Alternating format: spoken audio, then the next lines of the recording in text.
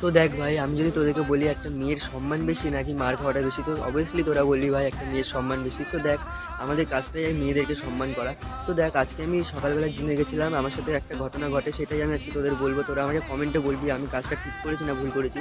তো দেখ, আমি সকালবেলা জিমে গেছিলাম, সকালে বেশিজন জিমে আসে না। আমি যাই, আমার থেকে দুটো বড় বড় ছেলেরা জিমে যায়, আর একটা দাদা যায় আর একটা দিদি আসে।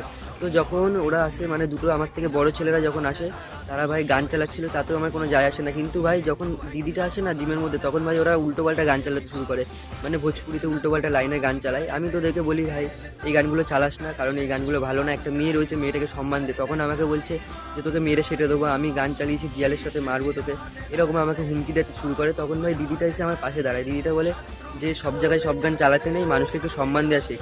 তো আমি দিদিটার জন্য ভাই, সম্মানের জন্য যদি মারও খেতে হতো ভাই, আমি মার খেতাম। তোমরা আমাকে বলবা ভাই আমি কাজটা ঠিক করেছি না ভুল করেছি। আর আমার একটা জিনিস ভালো লাগে যে দিদিটা আমার পাশে ছিল।